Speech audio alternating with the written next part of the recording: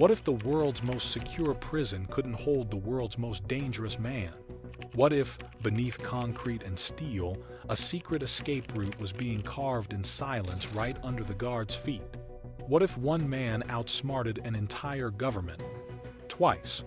This is the story of El Chapo.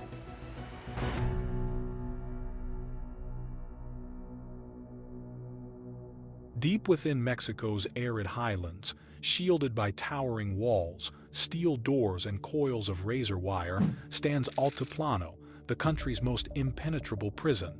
Yet on the night of the 11th of July 2015, those barriers proved meaningless. A legend slipped through the earth itself and vanished into myth. Joaquín Archivaldo Guzmán Loera, the man the world called El Chapo, was gone. To some, he was the ruthless kingpin of the Sinaloa Cartel, a billionaire murderer responsible for rivers of drugs and blood. To others, he was almost supernatural, a man who could not be caged. That night, he proved them right. He did not blast his way out, did not spark a riot or take hostages. He simply disappeared through the floor of his own shower, descending a ladder into a mile-long tunnel dug by hand beneath the prison, emerging free on the other side. The escape was so elaborate, so perfectly executed, it felt like a movie. But it was real, and it humiliated two governments at once. To grasp how one man could pull off the impossible, you have to understand where he came from. El Chapo was born dirt poor in the mountains of Sinaloa, a kid who started out tending marijuana fields. Through cunning, brutality, and an almost magical talent for corruption, he built an empire worth billions. Arrested for the first time in 1993, he turned prison into a five-star suite, bribing guards, throwing parties, running the cartel by cell phone. When the heat became unbearable, he escaped in 2001 the old-fashioned way, hidden inside a laundry cart rolled right past the front gate. For 13 years he stayed free, growing richer and more untouchable. Then, in February 2014, Mexican Marines finally cornered him in a beachside condo. This time, officials swore, would be different.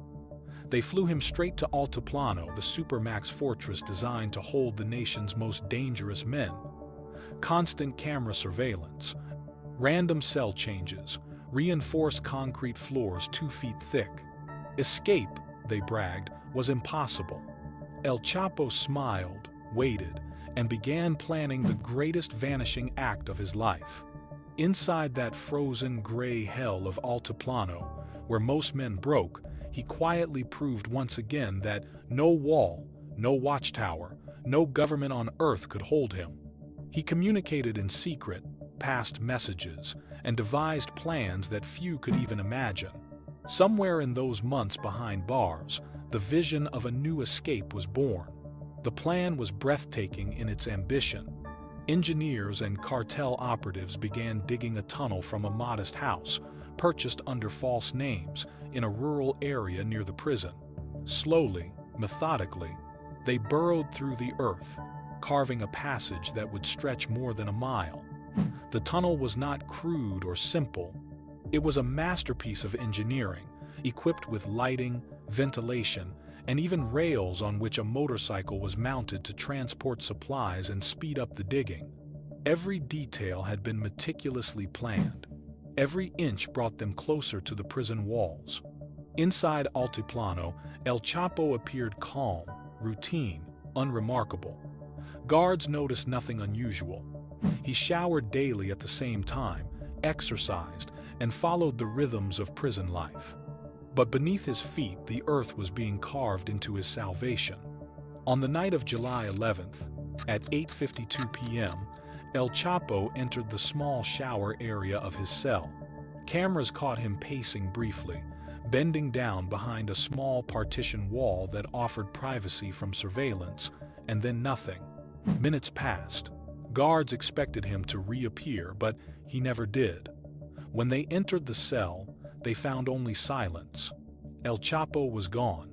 Beneath the shower floor lay a hole, neatly cut, leading into darkness.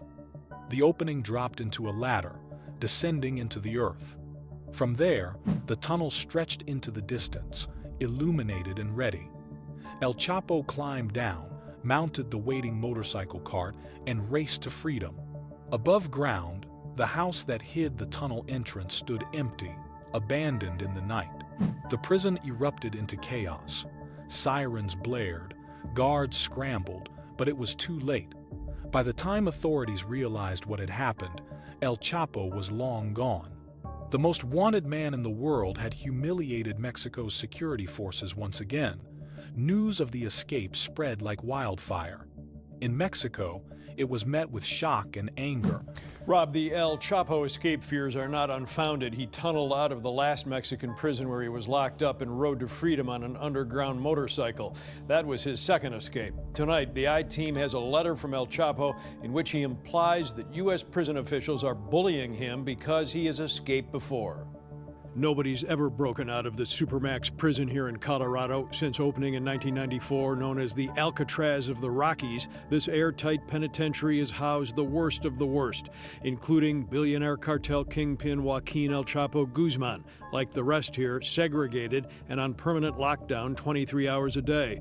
El Chapo writing a letter to the U.S. judge and Chicago native who sent him here. In this English translation filed today and obtained by the I-Team, Chapo says prison authorities are preventing him from receiving attorney documents for new court motions. They always use the excuse that it's because Guzmán fled from a Mexican prison, he writes. This is a ridiculous claim used to justify the anomalies. Citizens accuse the government of incompetence or worse, collusion. How could such an elaborate tunnel have been dug without inside help?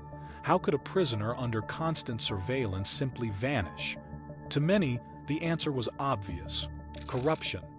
Investigations revealed shocking details. Construction of the tunnel had taken over a year. Specialized builders, some believed to be trained in mining, had been hired by the cartel. Equipment was purchased and moved under false identities. Noise and activity were carefully disguised to avoid suspicion.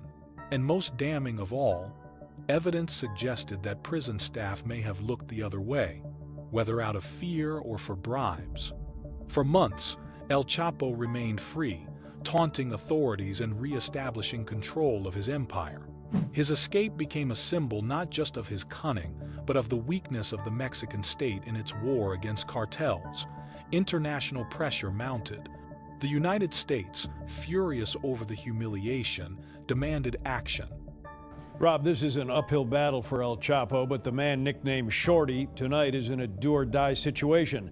The convicted Sinaloa Cartel boss, who was responsible for 80% of Chicago's illegal drug trade, trying to do something that would convince a court he was wronged by U.S. prosecutors or die in prison on a life sentence for racketeering conspiracy. The firefight that brought down El Chapo blazed almost 9 years ago when Mexican commandos barged into his beachfront hotel room. At the time, Chapo was wanted in Chicago on federal charges and under indictment in several other U.S. cities. He eventually was extradited to Brooklyn, New York, in what some considered a preferential power play by the then U.S. Attorney General who once worked there. After conviction, Chapo was sent here for life, the airtight Supermax prison in Colorado. Tonight from here, the drug kingpin has filed this new court request that he be freed or retried. The document oddly signed by El Chapo Guzmán himself and not an attorney. How does a guy worth billions of dollars, albeit in prison, not have a lawyer handle it? Yeah, you'd think he could afford a lawyer. Presumably he's got some advice behind the scenes, but yeah, on the face of it, he's applying for it himself. Finally, in January 2016, after a series of raids and intelligence operations, Mexican Marines stormed a house in Los Mochis, Sinaloa. A bloody gunfight ensued. And once again, El Chapo was captured. This time, authorities vowed there would be no escape. Within a year, he was extradited to the United States and placed under conditions so strict that escape was unthinkable. In 2019, after a lengthy trial filled with tales of violence, bribery, and empire, El Chapo was sentenced to life in prison plus 30 years.